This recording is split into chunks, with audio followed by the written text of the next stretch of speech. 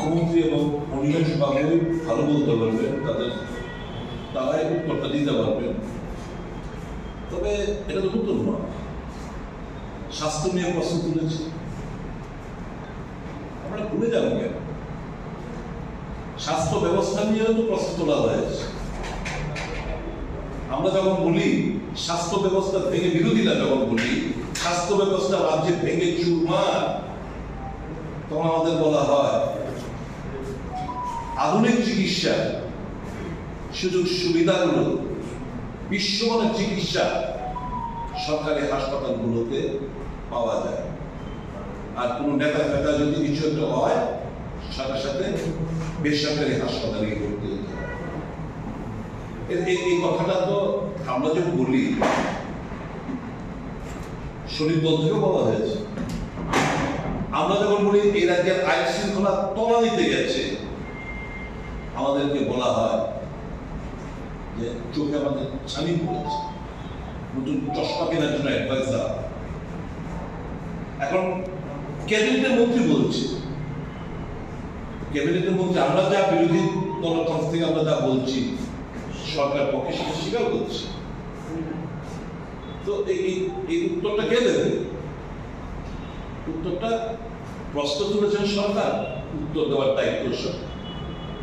আমরা শুধু মানুষের জিনিস থেকে মেমোরি শর্টটা মনে করে দিয়েছি। মাথার মধ্যে যে সংঘর্ষ, পার্টি অফিস জ্বালিয়ে দেওয়া রাতে, তো মুখ্যমন্ত্রীও গেছেন গতকাল, মন্ত্রী অনিমেষ দেববর্মাও গেছেন, বলেছেন যে স্বরাষ্ট্র দপ্তর চালাতে ব্যর্থ, তাদের হাতে, তিপ্রামথা দলের হাতে যাতে স্বরাষ্ট্র দপ্তর তুলে দেওয়া হয়। কি বলবেন গোটা এই বিষয়গুলো নিয়ে? সাম্প্রতিক নতুনভাবে দেখছেন নাকি আপনারা? এই সংঘর্ষ তো এই নতুন নয়। তিপ্রামথা যখন বিধানসভা নির্বাচনের আগে যখন একাদশ হচ্ছে, তখনও দৃশ্য দেখেছি। বিরোধী দল যখন ছিল তখনও দেখেছি। শরীর দল হিসেবে যখন মন্ত্রিসভা যোগ দিল, এখনো দেখছি, তখনও দেখছি, এখনো দেখছি। সাম্প্রতিক কেন কথাটা বললেন? এটা তো একটা প্রতিনিয়ত ঘটনাগুলো ঘটছে। আমার এপিল থাকবে, কে কি বললো না বললো, এটা যারা বলেছেন, যার বিরুদ্ধে বলেছেন, এদেরকে জিজ্ঞেস করুন। আমাদের একটা এপিল থাকবে, কোনোদিন আমরাও বলতাম সমতলে যারা বাস করে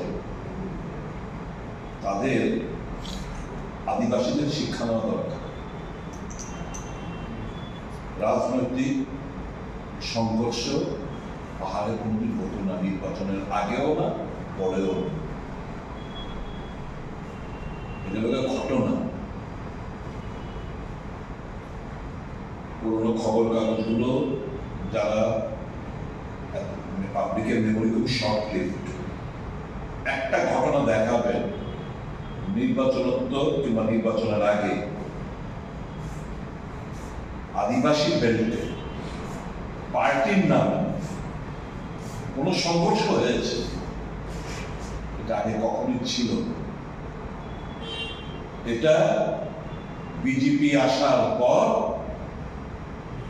এই কালচার আমদানি হয়েছে আদিবাসী বেল্টে। সমতলে ছিল সিপিএম এর জামানায়, সমতলে প্রতিনিয়ত এই জিনিসগুলো ঘটত।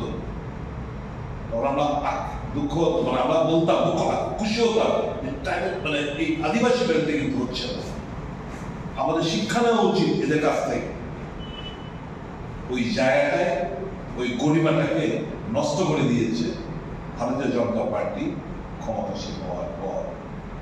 মোস্ট আনবানিশলি এপিল রাখবো to all the peace-loving citizens of the state, be it indigenous people or other people, those who are residing in our state. হিংসা কোনো মানে নেই। We are in this world for a specific period. মানুষের মুখে হাসি আনো, এর থেকে বড় স্যাটিসফ্যাকশন কিছু হতে পারে। যখন এই জিনিসগুলো বুঝবেন যে অন্যায় একটা এজের পরে যখন এগুলো উপলব্ধি হবে, টু লেট। মানুষকে ভালোবাসতে শিখুন, মানুষকে বুকে আঁকড়ে ধরতে শিখুন।